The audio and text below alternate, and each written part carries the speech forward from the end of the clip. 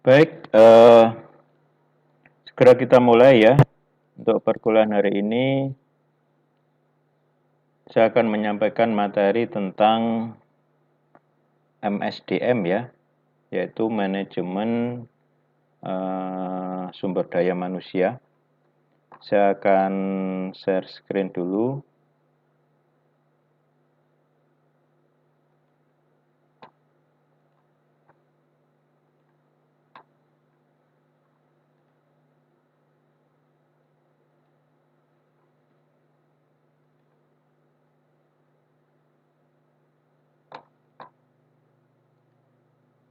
Ya, sudah kelihatan untuk materinya. Sudah, Pak. Sudah, Pak. Baik, ya. Manajemen sumber daya manusia ya dalam sebuah perusahaan ya. Manajemen ini sangat penting ya. Apalagi dalam sebuah perusahaan konsultan ya, di mana perusahaan yang bergerak di bidang jasa konsultasi ya. Ini terkait dengan sumber daya manusia di situ yang baik terkait dengan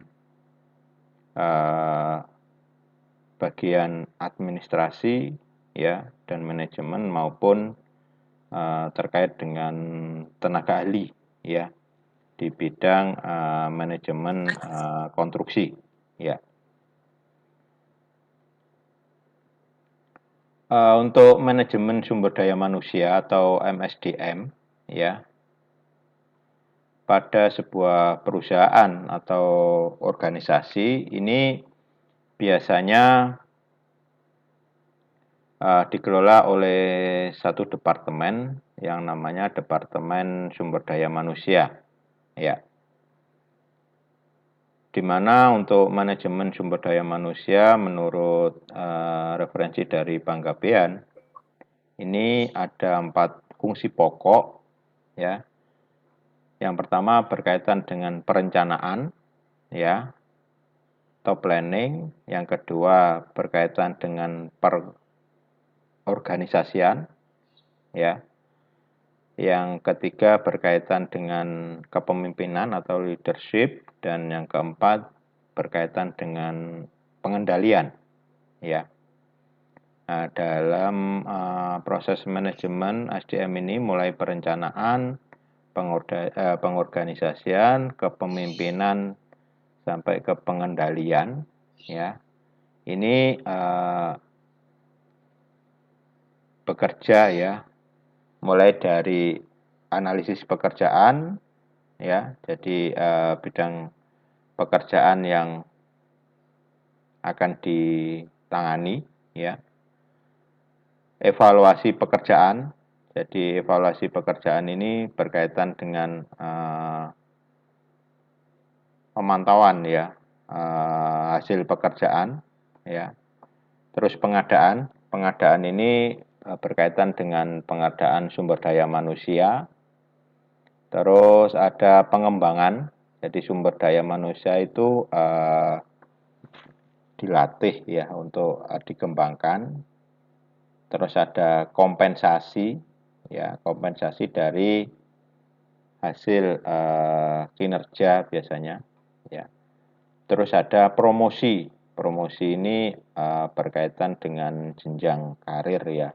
Biasanya ada promosi untuk menduduki posisi-posisi tertentu dalam sebuah perusahaan. Dan terakhir ada pemutusan hubungan kerja. Ini terjadi ya jika apa istilahnya dari hasil penilaian ya sehingga harus dilakukan pemutusan hubungan kerja. Tentunya ini biasanya sesuai dengan prosedur peraturan yang ada ya, di mana perusahaan bisa untuk melakukan PHK gitu ya. Nah, semua itu dilaksanakan ya dengan tujuan untuk mencapai target atau tujuan yang telah ditetapkan dalam sebuah perusahaan. Nah, ini terkait dengan manajemen sumber daya manusia, ya. Nah, sedangkan fungsi dari MSDM sendiri, ya, ini ada beberapa fungsi pokok, ya. Yang pertama berkaitan dengan staffing atau employment, jadi penempatan tenaga SDM yang ada. Terus berfungsi juga untuk performance evaluation, jadi untuk menilai, ya, performance, ya, atau mengevaluasi dari performance dari SDM yang ada, ya. Terus ada compensation dan reward, ya, ini jadi semacam dari hasil evaluasi itu ada kompensasi, ya, baik yang berisikan reward atau penghargaan maupun sanksi biasanya, ya, punishment, ya. Ada juga berkaitan dengan training and development. Nah, ini biasanya yang berkaitan untuk pengembangan, ya, SDM, kemampuan, ya, keterampilan dan lain sebagainya. Ada employee relation, ada safety and health berkaitan dengan penjaminan keselamatan dan kesehatan. Ada personal riset, ya. Lebih detail kita jelaskan di sini. Ya, untuk fungsi manajemen, ya. Jadi staffing employment ini berkaitan dengan perencanaan, ya,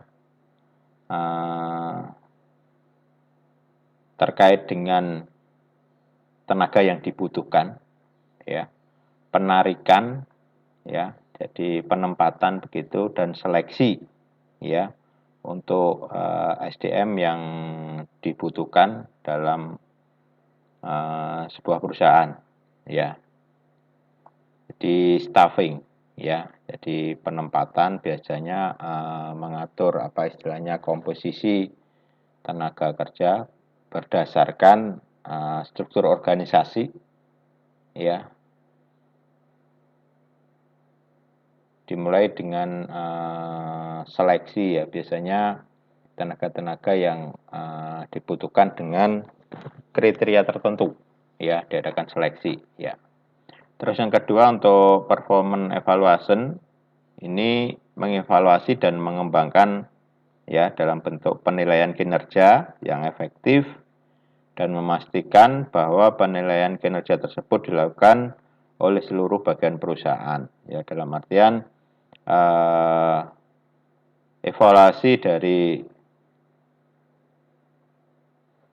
staf maupun tenaga ahli dan mungkin juga apa istilahnya kepala bagian dan lain sebagainya, ya. Ini penting dilakukan, ya, untuk bisa menilai apakah kinerja itu berjalan efektif, ya, atau tidak, ya.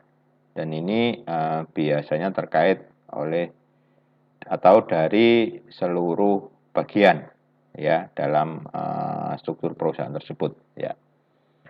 Terus untuk compensation dan reward, ya, jadi kompensasi yang diberikan ini bersifat kompetitif, ya. Nah, ini menggunakan apa istilahnya azas keadilan, ya, sesuai dengan hukum yang berlaku. Misalnya berkaitan dengan kalau gaji, ya, UMR minimal terpenuhi, ya, dalam bentuk apa sebagai apa istilahnya kompensasi untuk gaji pegawai, ya, dan memberikan motivasi. Kalau memberikan motivasi di sini agar bekerja lebih baik, ya, dan biasanya memberikan reward. Reward itu semacam penghargaan begitu ya, adanya bonus dan lain sebagainya ya. Tapi di samping itu biasanya juga ada punishment ya. Punishment itu sanksi ya, jika tidak bisa bekerja dengan atau sesuai dengan yang diharapkan ya. Selanjutnya kalau training dan development di sini biasanya menciptakan program pelatihan ya, atau soft skill ya, dan pengembangan yang efektif ya, baik bagi karyawan baru ya, atau dalam masa orientasi maupun yang sudah ada. Jadi ini mengupgrade istilahnya, mengupgrade keterampilan ya, dan juga memperkirakan kebutuhan perusahaan akan program pelatihan dan pengembangan ya, serta mengevaluasi efektivitas program pelatihan dan pengembangan. Ya, jadi ini sangat penting untuk menjaga apa istilahnya mutu dari sumber daya manusia yang ada. Ya, sehingga akan selalu di-upgrade kemampuannya, terutama yang berkaitan dengan perkembangan ya, ilmu pengetahuan dan teknologi ya, sehingga kinerja itu akan lebih baik ya, dan juga efektif ya. Selanjutnya untuk yang kelima yaitu employee relation ya. Jadi berperan aktif dalam melakukan negosiasi dan mengurus masalah persetujuan dengan pihak serikat pekerja. Jadi ini salah satu fungsi dari manajemen SDM-nya. Jadi kalau kita dalam sebuah perusahaan yang di situ ada pegawai, terutama apa istilahnya, tentunya juga berkaitan dengan organisasi serikat pekerja ya, yang menaungi dan apa istilahnya, biasanya memperjuangkan hak-hak dari pegawai gitu ya. Jadi di sini manajemen sumber daya manusia juga biasanya menjalin hubungan ya, dan berperan aktif di sini ya, terkait dengan masalah apa organisasi serikat pekerja ya. Jadi employee relation ya. Yang keenam, safety and health. Jadi di sini melaksanakan program keselamatan untuk mengurangi kejadian yang tidak diinginkan dan menciptakan kondisi yang sehat. Ya, jadi ini hal yang sangat penting dan utama terkait dengan safety ya. Jadi biasanya dalam apa? Dalam proyek itu ada program K3. Ya, K3 itu kesehatan dan keselamatan kerja. Ya. Itu sangat penting ya, safety first ya. Jadi itu sangat penting untuk menjamin keselamatan dari pekerja, terutama untuk pekerja-pekerja yang berkaitan dengan konstruksi ya. Itu K3 itu sangat penting ya. Jadi di sini dari pihak manajemen SDM juga apa menjamin dan menjaga keselamatan dari pekerja untuk mengurangi kejadian yang tidak diinginkan, misalnya kecelakaan kerja dan lain sebagainya. Yang terakhir, yang ketujuh adalah personal research, yaitu melakukan analisis terhadap masalah individu dan perusahaan serta membuat perubahan yang sesuai. Jadi dari tadi kaitannya dengan training and development, ya ini akan dikaji, dianalisis ya terkait dengan masalah-masalah individu ya, terutama yang berkaitan dengan kemampuan kerja ya, ataupun ada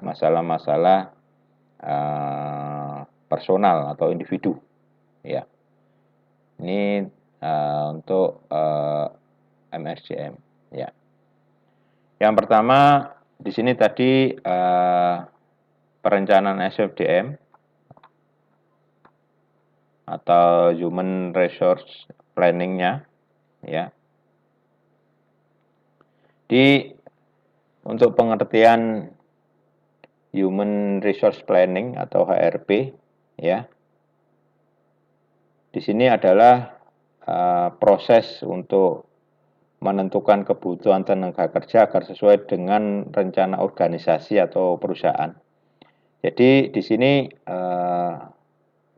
kebutuhan intinya harus disesuaikan dengan kebutuhan, ya. Jadi kebutuhan tenaga kerja harus disesuaikan dengan kebutuhan dan rencana organisasi atau perusahaan, ya. Jadi jangan sampai apa istilahnya overload dalam tenaga kerja, ya, sehingga bekerja tidak efisien, ya, atau sebaliknya, ya, tenaga kerjanya kurang, ya, sehingga banyak pekerja yang merangkap sana sini begitu, ya. Jadi itu pun akan pekerjaan tidak akan efisien atau efektif, ya.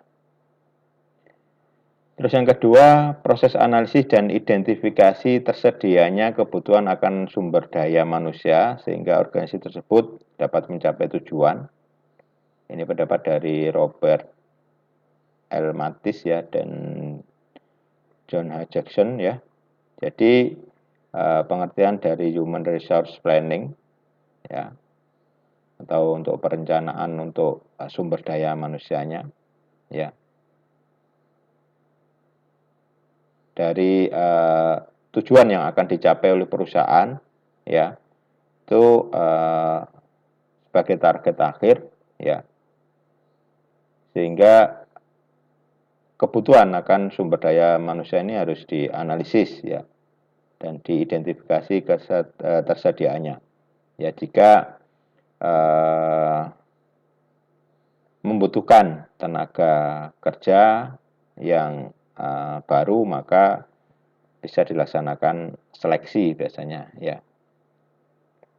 Terus perencanaan yang sistematis untuk meramalkan kebutuhan pegawai atau demand-nya, ya, dan ketersediaan atau supply-nya pada masa yang akan datang. Jadi ini juga seiring juga dengan perkembangan perusahaan, ya.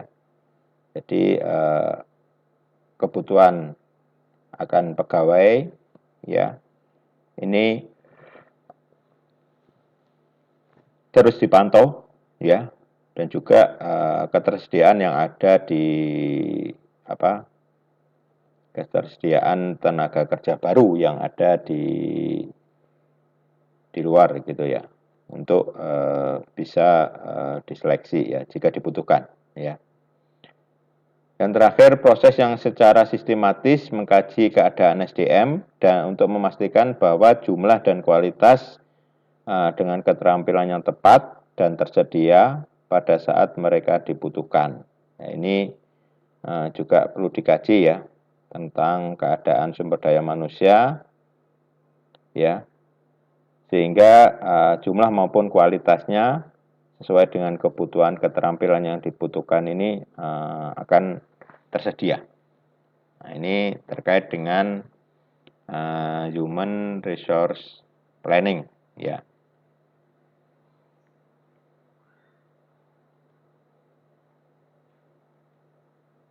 Oke, selanjutnya untuk tahapan perencanaan dari SDM, ya.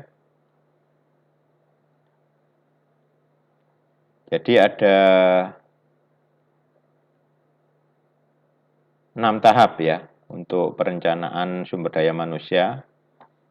Yang pertama, menganalisis tujuan organisasi.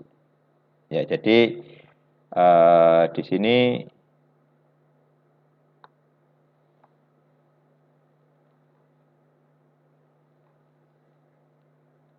menganalisis kebutuhan organisasi, ya. Jadi misalnya sebuah konsultan, ya. Ya, ini kira-kira untuk konsultan bangunan gedung, ini kira-kira membutuhkan tenaga kerja atau sumber daya manusia apa aja, ya. Misalnya dalam perusahaan tentunya harus ada pimpinan, ya, direktur maupun tim leader, gitu ya. Terus ada beberapa divisi, ya, untuk perusahaan, misalnya sebuah perusahaan konsultan, ya. Misalnya ada konsultan perencanaan, ya, atau konsultan untuk bangunan gedung, baik perencanaan maupun pengawasan, ya. Itu mempunyai tujuan untuk bergerak di bidang konsultasi perencanaan bangunan gedung dan pengawasan misalnya, ya. Nah, tentunya dari situ membutuhkan tenaga pendukung, ya, baik yang berkaitan dengan administrasi maupun tenaga ahli di bidang perencanaan dan pengawasan, ya. Jadi menganalisis tujuan organisasi itu sendiri, jadi lingkup pekerjaannya apa, sehingga sebuah SDM itu dibutuhkan, ya. Kalau fokus di bidang perencanaan aja, ya mungkin berkaitan dengan nanti ada administrasi, ya, ada tenaga ahli arsitek, ya, ada juga tenaga ahli sipil, dan juga tenaga ahli mechanical electrical, ya. Dan mungkin juga ada tenaga ahli untuk estimasi atau estimator, ya, untuk penghitung rencana anggaran biaya, ya. Jadi dari tenaga-tenaga ahli itu juga biasanya dibutuhkan tenaga pendukung, ya, atau disebut dengan asisten tenaga ahli, juga ada tenaga surveyor, ya, dan juga tenaga-tenaga pendukung operasional, misalnya driver, office boy, ya, itu tenaga-tenaga pendukung yang bisa mensupport, ya. Di menganalisis tujuan organisasi, terus melakukan inventarisasi sumber daya manusia yang ada saat ini. Misalnya perusahaan itu sudah berdiri dan SDM yang ada apakah sudah cukup atau harus melakukan penambahan. Ini juga biasanya bisa berdasarkan beban pekerjaan yang ditangani oleh sebuah perusahaan, ya. Jadi melakukan inventarisasi SDM yang ada saat ini, ya, apakah sudah cukup atau perlu ditambahkan, ya.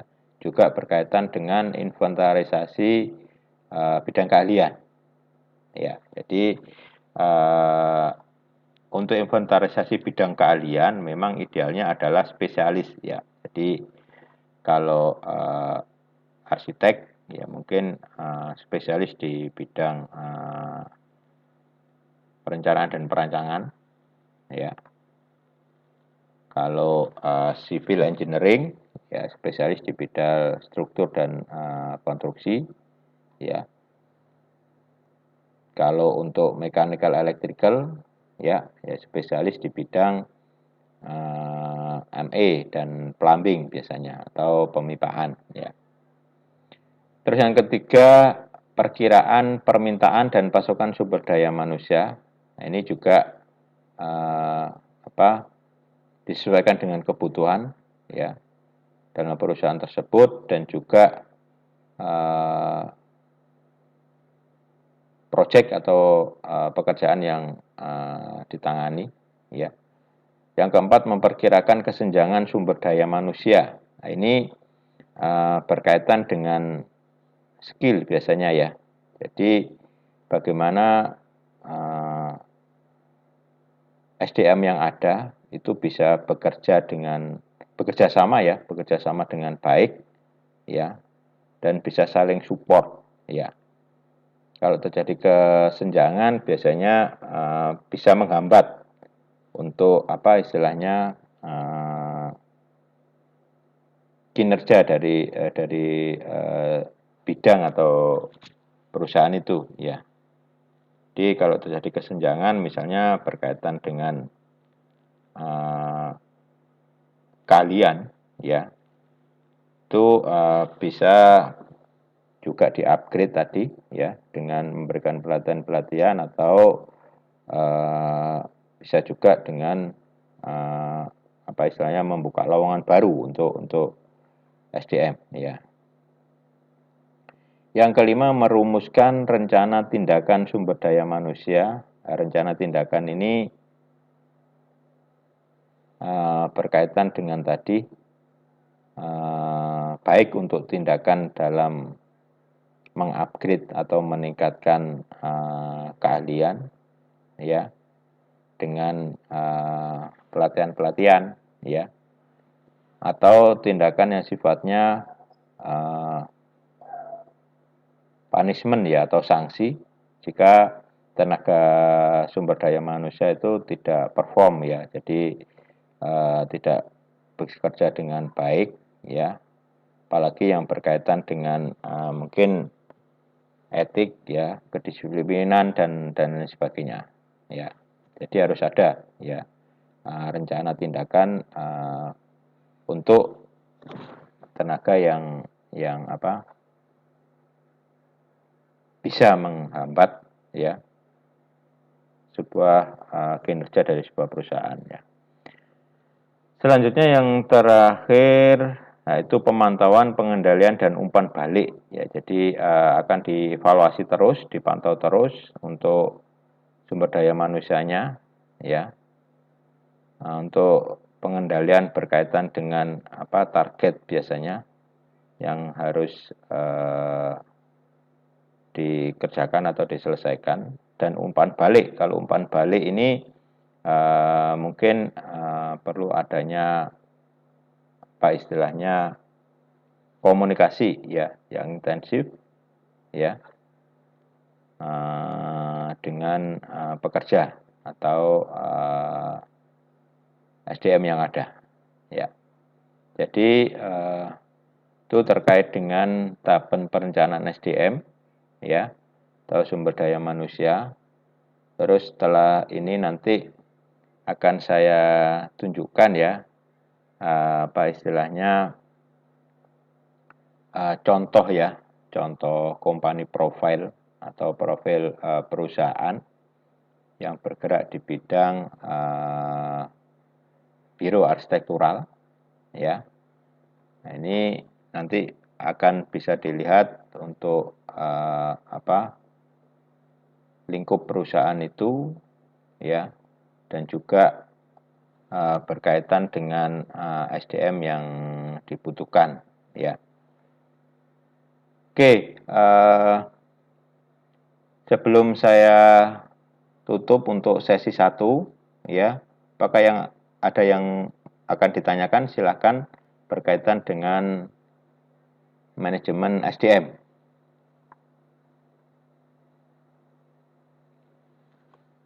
Silakan.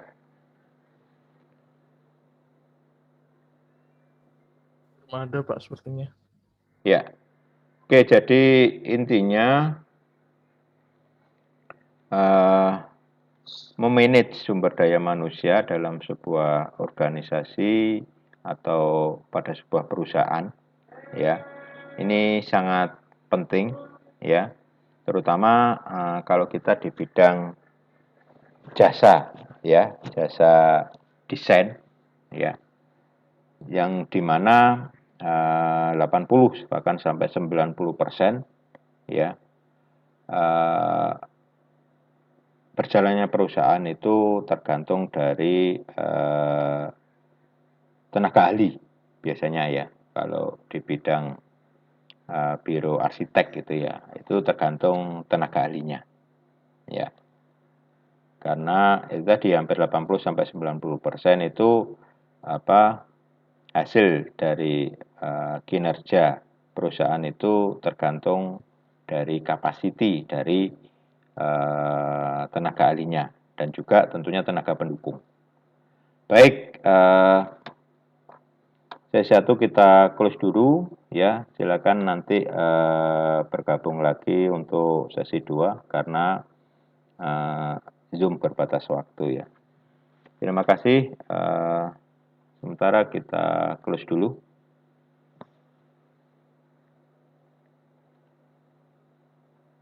Silakan habis ini nanti